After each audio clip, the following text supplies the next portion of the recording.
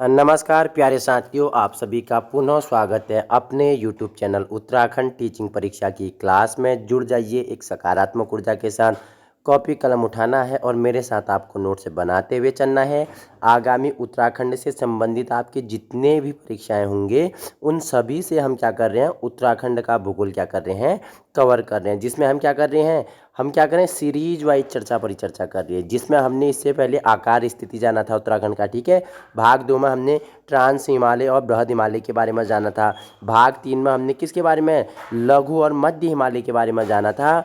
आज हम चर्चा परिचर्चा करने वाले हैं क्या, जो आपका शिवालिक हिमालय है, ठीक है, भाबर क्षेत्र है, तराई क्षेत्र है, गंगा का मैदान है, दून या द्वार क्षेत्र है। इन सभी के बारे में चर्चा परिचर्चा करेंगे। अगर इससे पहले अगर आपने पहले वाले भाग नहीं देखे हैं तो आप उन्हें देखिए, उसके बाद आप इस वाले भाग को देखोगे तो आपको समझ में आएगा। हमने बताया था कि जैसे लघु या मध्य हिमालय के भाग पूछ लेगा, आपसे पूछ लेगा कि निम्नलिखित में से पौड़ी किस हिमालय में आता है, तो किस हिमालय में आता है हमने बताया था कि मसूरी, चक्राता, पौड़ी, लैंसडौन हो गया, अल्मोड़ा, रानीखेत, नैनीताल, कौसानी, पिथौरागढ़, लोहागढ़, चंपावत। और ये आप सभी के किस में आते हैं, लघु या मध्य हिमालय में आते हैं। वहीं हमने बताया था जो लघु हिमालय के अंतर्गत चमोली, पौड़ी तथा अल्मोड़ा जिलों के मध्य में क्या, जो यहाँ उत्तराखंड का पामीर कहा जाता है, किसे, दूधातोली श्रृंखला को, ठीक है, वो भी लघु हिमालय के अंतर्गत ही आता था। हमने चर्चा परिचर्चा की थी। हमने यहाँ के घास के मैदानों के बारे में पढ़ा था कि कश्मीर में मर्ग बोलते हैं, गुलमर्ग बोलते हैं,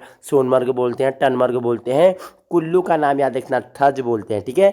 उत्तराखंड में बुग्याल या पयार कहते हैं। और जो बुग्याल है हमने बताया था कि एक विशेष ऊंचाई में घास के छोटे मैदान, ठीक है, 20 से 25 मीटर चौड़ी पट्टी हमने बताया था, जिसे पशुचारकों का क्या कहा जाता है, स्वर्ग कहा जाता है। उन सभी के बारे में हमने चर्चा परिचर्चा की थी। उसके बाद हमने उत्तराखंड के मैप से आपको भी बताया था, जो ट्रांस हिमालय है, बृहद हिमालय है, लघु हिमालय है, मध्य हिमालय है, उसके बारे में हमने बताया था। तो आज हम चर्चा परिचर्चा किसके बारे में करने वाले हैं, तो हम चर्चा परिचर्चा करेंगे जो यहाँ क्या है, जो उत्तराखंड में दून या द्वार क्षेत्र है, इससे चर्चा परिचर्चा करेंगे और तराई भाबर तक जानने वाले हैं। वीडियो पसंद आई, आपके लिए महत्वपूर्ण हो तो वीडियो उन लोगों तक पहुंचाने की कोशिश करनी है जहां संसाधनों के अभाव है। बाकी इस वीडियो की पीडीएफ आपको यूके टीचिंग परीक्षा के टेलीग्राम ग्रुप में मिल जाएगा, आप वहां से भी डाउनलोड कर सकते हैं। बाकी हम उत्तराखंड के जो आपके वीडियो, वीपीडीओ, पटवारी, लेखपाल, एडीओ, जितने भी है, लोअर पीसीएस, अपर पीसीएस, जितने भी परीक्षाएँ उत्तराखंड आयोग करवाता है,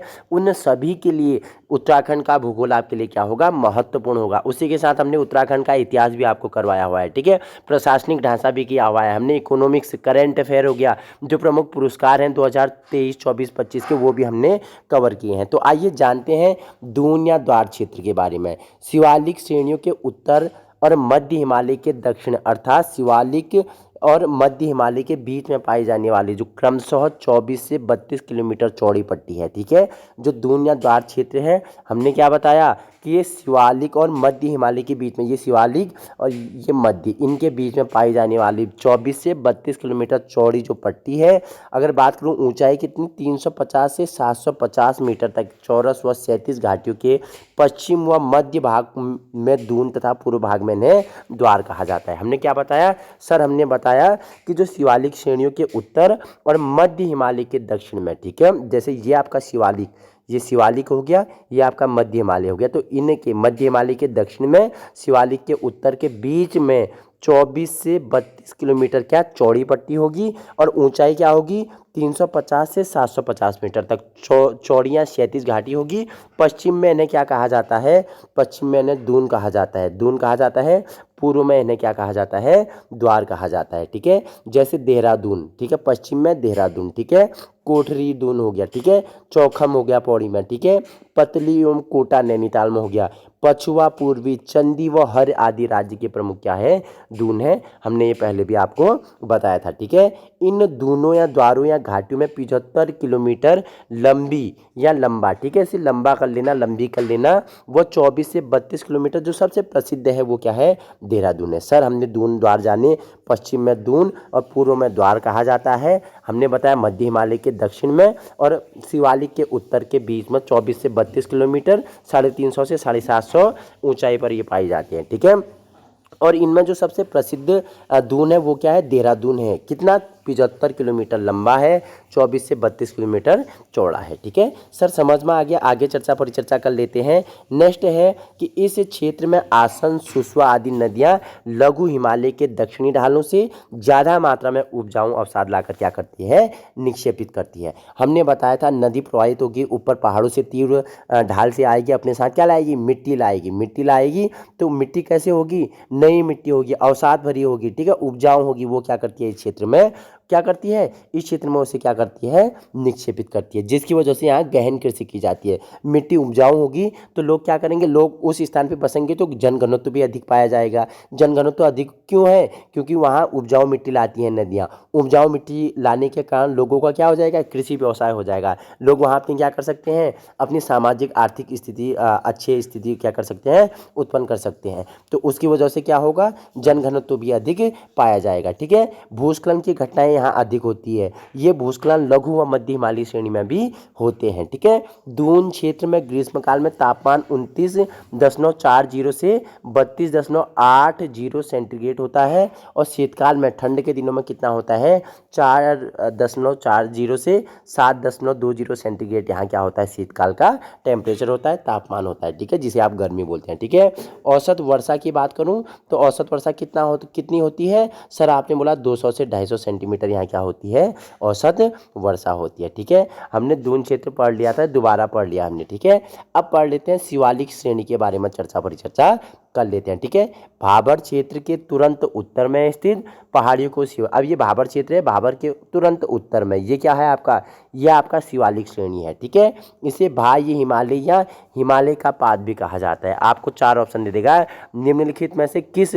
भाग को हिमालय के भाग को क्या कहा जाता है, हिमालय या पाद भी कहा जाता है, तो शिवालिक श्रेणी को। ठीक है सर, दक्षिण देहरादून, उत्तरी हरिद्वार, दक्षिणी टिहरी गढ़वाल, मध्यवर्ती पौड़ी, दक्षिणी अल्मोड़ा, मध्यवर्ती नैनीताल, दक्षिणी चंपावत आदि 7 जिलों का फैलाव इस एरिया में शिवालिक श्रेणी में आता है। देखो मध्यवर्ती नैनीताल बोल रहा है, ठीक है, ये याद रखना, दक्षिणी अल्मोड़ा बोल रहा है। ठीक है, ये हमने ऊपर भी बताया था आपको। तो ये सब किस में आते हैं, शिवालिक श्रेणियों में आते हैं। पूरा हिस्सा नहीं आता है नैनीताल और अल्मोड़ा का। नैनीताल का आपका हमने बताया था कौन सा हिस्सा, बताओ, दक्षिणी, और अल्मोड़ा का भी आपका दक्षिणी, मध्यवर्ती नैनीताल हो गया और अल्मोड़ा का दक्षिणी होगा। ठीक है, औसत चौड़ाई कितनी है, 10 से 20 किलोमीटर इसकी औसत चौड़ाई है, लेकिन कहीं कहीं ये कितनी है, कहीं कहीं ये 50 किलोमीटर, लेकिन पूर्व में यह क्या है, यह ऊंचाई इसकी कम हो जाती है। ठीक है, औसत चौड़ाई 10 से 20 किलोमीटर, कहीं कहीं 50 किलोमीटर, लेकिन पूर्व में यह क्या हो जाती है सर, कम हो जाती है। तो सर यहाँ तक समझ में आ गया। अब हम आगे परिचर्चा करते हैं। ठीक है, नेक्स्ट है, इस पर्वत श्रेणी की चोटियों की ऊंचाई 700 से 1200 मीटर के बीच है। जो शिवालिक श्रेणी है इनकी ऊंचाई कितनी है, 700 से 1200 मीटर के बीच में है। यह पर्वत श्रेणी अपने उत्तर स्थित मध्य हिमालय से विशाल सीमांत दरार घाटियों से क्या हुआ है, अलग हुआ है। जो आपका शिवालिक हिमालय है ये मध्य हिमालय में विशाल सीमांत दरार की घाटियों से क्या हुआ है, अलग हुआ है। ठीक है, इस श्रेणी में सबसे नवीन भाग है, देखो सबसे नवीन भाग, नवीन मतलब नया है। ठीक है, तो नए भाग शिवालिक श्रेणी में है, जिसे 1.75 लाख से 3 करोड़ वर्ष पूर्व निर्मित हुआ माना जाता है। जो शिवालिक श्रेणी है इसे आप 1.5 लाख से 3 करोड़ वर्ष पूर्व निर्मित यह श्रेणी मानी जाती है। ठीक है, निर्माण का काल कौन सा था, मायोसीन से प्लाइस्टोसीन युग में इसका क्या हुआ था, निर्माण हुआ था। सर शिवालिक श्रेणी का निर्माण कब हुआ था, मायोसीन से प्लाइस्टोसीन युग में हुआ था। ठीक है, इस श्रेणी में नवीन होने के कारण जीवाश्म मिलते हैं। जीवाश्म मतलब जीवों के अंश, जीवाश्म पेड़ पौधे जीव जंतु दब गए थे जहाँ, ठीक है, उनके क्या मिलते हैं, अंश मिलते हैं। जीवाश्म से ही आप क्या, पेट्रोलियम पदार्थ हो गए, कोयला हो गया, ठीक है, हीरा हो गया, ये किससे निर्मित होते हैं। ठीक है, हमने आपको पहले भी बताया हुआ है जीवाश्म अपने आप में क्यों महत्वपूर्ण है। अगर कोई क्षेत्र में जीवाश्म जीवों के अंश मिल रहे हैं तो क्यों इंपॉर्टेंट है। कभी हम एक नेक्स्ट वीडियो में आपको जीवाश्मों के ही बारे में बताएंगे कि जीवाश्मों का जन्म कैसे हुआ, उनकी मृत्यु कैसे हुई, उनसे क्या क्या प्राप्त होता है। ठीक है, कैसे कितना समय के बाद वो परिवर्तित हुए। ठीक है, उनके द्वारा महत्वपूर्ण चीज़ों में उनका परिवर्तन हुआ, उन सभी को हम जानेंगे। ठीक है, यह मायूप्लास्टोसिन बालू कंकड़ गोलाश्म तथा संपीड़ात्मक चट्टानों की मोटी परतों से निर्मित है। इसका धरातल ऊंचा नीचा है तथा ढाल क्या है, तेज है। सर समझ में आ गया, हमने क्या बताया है कि यह मायूप्लास्टोसिन बालू कंकड़ गोलाश्म बालू आप बजरी, ठीक है, कंकड़ पत्थर हो गए, गोलाश्म पत्थर, ठीक है, और संपीड़ात्मक चट्टानों से मोटी परतों से क्या है निर्मित है। इसका धरातल ऊंचा नीचा है तथा इसका ढाल क्या है तेज है, ठीक है। बाह्य हिमालय तथा लघु हिमालय मुख्य भ्रंश रेखा, ठीक है। सर आपसे पूछ लेगा कि निम्नलिखित में से जो बाह्य हिमालय तथा लघु हिमालय किसके द्वारा अलग हुआ है, तो MBT, ठीक है, यानी मुख्य भ्रंश रेखा, ठीक है, मेन बॉन्डेड थ्रस्ट, ठीक है, किसे मुख्य भ्रंश रेखा द्वारा अलग हुआ है, ठीक है। इस श्रेणी का क्रम हिमालयी नदियों द्वारा जगह जगह खंडित कर दिया गया है। देखो ये आपकी जैसे हिमालय है तो ये नदियां बहेंगी तो इसे क्या कर दिया है, जगह जगह खंडित कर दिया गया। खंडित मतलब उसे तोड़ा हुआ है, उसे गहरा कर दिया गया है, ठीक है। इसमें जैसे आपको बताऊं टिहरी हो गया, हरिद्वार हो गया, गंगा द्वार हो गया, देहरादून हो गया, यमुना द्वार हो गया, पौड़ी और पश्चिमी रामगंगा, नैनीताल और भकरा, कोसी, नंदौर आदि क्या है इसके प्रमुख जो नदियों द्वारा खंडित किया गया है इस हिमालय में, वो वाली के यहाँ क्षेत्र हैं, ठीक है। सर आगे बढ़ें तो पर्यटन केंद्र इसी क्षेत्र में है, ठीक है। जलवायु यहाँ अपेक्षाकृत गर्म और आर्द्र है। तापमान 29.4 से 32.80 डिग्री सेंटीग्रेड है ग्रीष्म काल में, ठीक है। शीतकाल में ठंडों के दिनों में 4 डिग्री 40 से 7.20 डिग्री सेंटीग्रेड यहाँ का क्या हो जाता है, तापमान हो जाता है। इस क्षेत्र में खनिज के लिए महत्वपूर्ण है, जैसे देहरादून में मंदारसू आपको क्या मिलता है, चूना पत्थर, क्या मिलता है बताइए। हमने जब उत्तराखंड में खनिज संसाधन पढ़े थे वहाँ आपको बताया था, एक बार आप देख लेना वीडियो, ठीक है, और अच्छे से समझोगे। देहरादून में मंदारसू घाटी, ठीक है। बाढ़कोट तथा ऋषिकेश का पास डोलोमाइट चट्टानें पाई जाती है, किस श्रेणी के भाग हैं, आपने बोला सर शिवालिक श्रेणी के, ठीक है। अच्छे किस्म के बालू, संगमरमर, जिप्सम, फास्फेटिक आदि भी इस श्रेणी में पाए जाते हैं। खनिजों के लिए भी महत्वपूर्ण है, जीवाश्म मिलते हैं, हमने बताया बालू, संगमरमर, जिप्सम, फॉस्फोरेट हो गया, ठीक है। डोलोमाइट की चट्टानें हैं, देहरादून में मंदारसू में चूना पत्थर के आपके खाने भी मिल जाती है। सर शिवालिक श्रेणी जान गए। अब उसके बाद आपके शिवालिक श्रेणी के दक्षिण में आपका क्या आ जाता है, भाबर क्षेत्र आता है, ठीक है। शिवालिक की में नदियाँ निकलती हैं और भाबर क्षेत्र में क्या हो जाती हैं, लुप्त हो जाती हैं। बताइए मुझे कहाँ लुप्त हो जाती हैं, बताइए मुझे फटाफट, ठीक है। तो तराई क्षेत्र के तुरंत उत्तर तथा शिवालिक क्रम की पहाड़ियों के दक्षिण में क्या है, भाबर क्षेत्र है। भाबर में नदियाँ क्या हो जाती हैं, भूमिगत हो जाती हैं, मतलब भूमि के अंदर हो जाती है। वो पुनः कहाँ, देखो शिवालिक से नदियाँ दिखाई देती हैं, भाबर में क्या हो जाती है, पत्थरों के नीचे नदियाँ चली जाती है, पत्थर मिट्टी के नीचे, क्योंकि ये क्या है, ये एरिया पत्थरों कंकड़ों से निर्मित है। भाबर क्षेत्र क्या है, पत्थर और कंकड़ों से निर्मित है, तो नदियाँ नीचे चली जाती हैं, ठीक है। अगर देखो मिट्टी से होता तो मिट्टी क्या रखती, पानी को बनाए रखती थी, पानी को नीचे नहीं जाने देती थी, ठीक है। जो पृथ्वी के परत है उनके नीचे नहीं जाने देती थी। तो कंकड़ पत्थर है, जैसे आप बालू में पानी डालोगे तो पानी क्या हो जाएगा, बालू से नीचे हो जाएगा, ठीक है। तो उसी प्रकार शिवालिक से नदियाँ आती हैं, भाबर से क्या हो जाती हैं, वो अंतःस्थल हो जाती हैं, पुनः वो तराई क्षेत्र में दिखने लगती हैं, उसे हम बताएंगे, ठीक है। तराई क्षेत्र के तुरंत उत्तर में शिवालिक क्रम के पहाड़ियों के दक्षिण में क्या है, आपका भाबर क्षेत्र है। 10 से 12 किलोमीटर यह चौड़ी पट्टी है, पूर्व में चंपावत, पश्चिम में देहरादून तक, ठीक है। इसकी चौड़ाई अपेक्षाकृत क्या है, अधिक है। इस क्षेत्र की भूमि उबड़ खाबड़ और मिट्टी, कंकड़, पत्थर तथा मोटा बालू से युक्त है, तभी यहाँ नदियाँ क्या हो जाती है, अंतःस्थल हो जाती है। नदियाँ नालों का जब तक कि बाढ़ की स्थिति न हो, प्रस्तर खंडों की मोटी परतों के बीच अस्तित्व समाप्त सा लगता है। देखो जब तक बाढ़ की स्थिति ना हो जाए तब तक नदियाँ इस क्षेत्र में दिखाई नहीं जाती, क्योंकि पत्थर है, कंकड़ है, बालू है, तो नदियाँ नीचे क्या हो जाती है, अंतःस्थल हो गए, पुनः कहाँ, तराई क्षेत्र में दिखाई देती है, ठीक है। इस श्रेणी का निर्माण प्लीस्टोसीन युग में शिवालिक से उतरने वाली वेगवती नदियों द्वारा बहाकर लाए गए वजनी अवसादों, मतलब भार वाले अवसादों, कंकड़, पत्थर, मोटे बालू के निक्षेप से हुआ है। देखो अगर हमने बताया भाबर क्षेत्र का निर्माण कैसे हुआ है, शिवालिक क्षेत्र से बिल्कुल तीव्र गति से नदियाँ आई, वो अपने साथ क्या लाए, वजनी वेगवती नदियाँ, मतलब कि उनका वेग तीव्र था, वो नदियाँ अपने साथ क्या लाए, पत्थर लाए, कंकड़ लाए, मोटे बालू लाए, और इस भाबर क्षेत्र का निर्माण उसके द्वारा किया गया, ठीक है। कृषि के लिए क्या है, अनुपयुक्त है, पत्थर वाली भूमि है तो कृषि के लिए क्या हो जाएगी, सर अनुयुक्त हो जाएगी, अनुपयुक्त हो जाएगी, ठीक है। खटीमा, सितारगंज, किच्छा, काशीपुर तहसीलों के उत्तरी भाग तक फैले इस भाग की चौड़ाई कितनी है, 10 से 20 किलोमीटर है, ठीक है सर, समझ गए। गंगा नदी के मध्य कोटद्वार तहसील की दक्षिणी सीमा, इसकी चौड़ाई कितनी है, 500 मीटर से 6 किलोमीटर तक पाई जाती है। सर समझ गए, भाबर क्षेत्र समझ गए, शिवालिक श्रेणी समझ गए, मध्य या लघु हिमालय समझ गए, बृहद हिमालय समझ गए, अब ट्रांस हिमालय समझ गए, दून या द्वार घाटी मैंने आपको बता दिया। अब आपका है तराई क्षेत्र, जाने तराई क्षेत्र के बारे में। देखो भाबर में नदियाँ जो लुप्त हो गई थी वो पुनः दिखती है कहाँ, वो पुनः दिखती हैं आपके तराई क्षेत्र में। तराई क्षेत्र में नदियाँ जाएंगी, तरावरी या तरवरी क्षेत्र भी इसे कहते हैं, ठीक है। गन्ना गेहूं अधिक होता है, जानेंगे, ठीक है।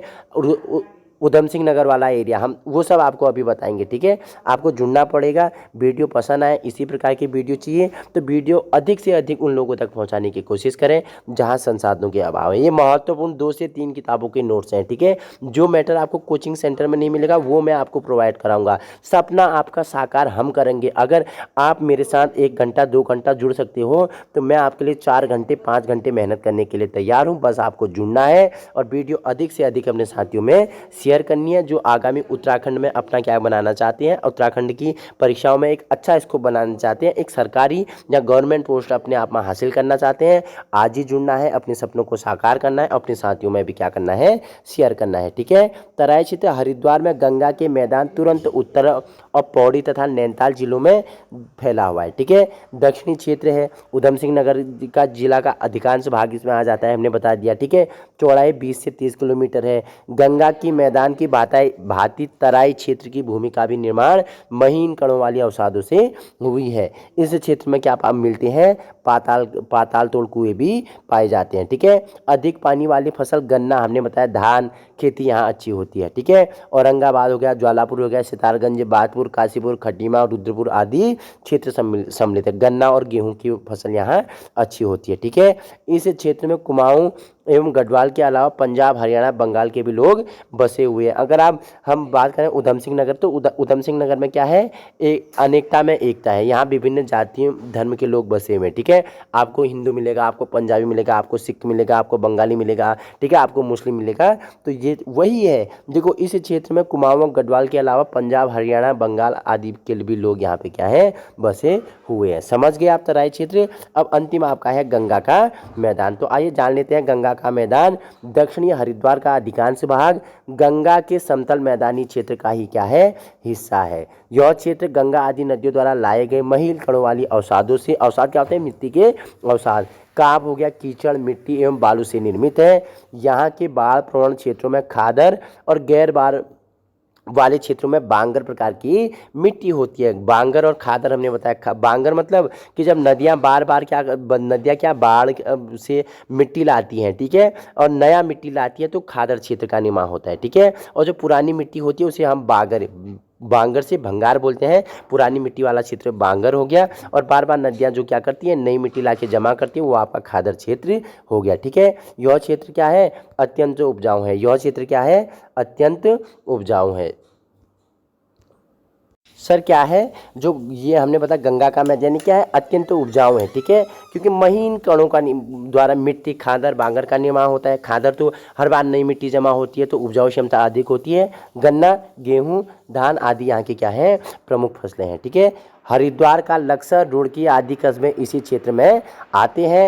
यह क्षेत्र सड़क एवं रेल मार्ग से भी जुड़ा हुआ है। सर यह क्षेत्र क्या, रेल मार्ग एवं सड़क से भी जुड़ा हुआ है। तो ये गंगा का मैदान हो गया। तो हमने उत्तराखंड का जो हिमालय था, हिमालय में इसका वर्गीकरण था, हमने ट्रांस हिमालय जाना, हमने बृहद हिमालय जाना, हमने लघु या मध्य हिमालय जाना, हमने दून या द्वार क्षेत्र जाना, हमने शिवालिक श्रेणी जानी, हमने भाबर क्षेत्र जाना, हमने तराई क्षेत्र जाना, और उसके बाद गंगा का मैदान जाना। तो उत्तराखंड में का जो भौगोलिक विस्तार था, आकार, स्थिति से लेकर हमने गंगा का मैदान तक हमने परिचर्चा की है। गंगा के मैदान के बाद हम नेक्स्ट वीडियो लाएंगे। बाकी हमने उत्तराखंड का जो प्रवाह प्रणाली था, ड्रेनेज सिस्टम था, वो पढ़ लिए। उत्तराखंड के खनिज संसाधन, दर्रे हो गए, झील हो गए, ताल हो गए, ठीक है, जितना भी महत्वपूर्ण यहाँ के खनिज संसाधन थे उन सभी के बारे में हमने परिचर्चा कर लिए। वीडियो पसंद आए तो उन लोगों तक पहुँचाने की कोशिश करें जहाँ संसाधनों के अभाव है। बाकी इसकी PDF आपको यूके टीचिंग परीक्षा के टेलीग्राम ग्रुप में मिल जाएगी। कल हम परिचर्चा करेंगे जो उत्तराखंड का इतिहास है उसका भाग 2 जानेंगे। उससे महत्वपूर्ण जितने भी आपके फैक्ट बनेंगे उसके बारे में परिचर्चा करेंगे। Thank you so much.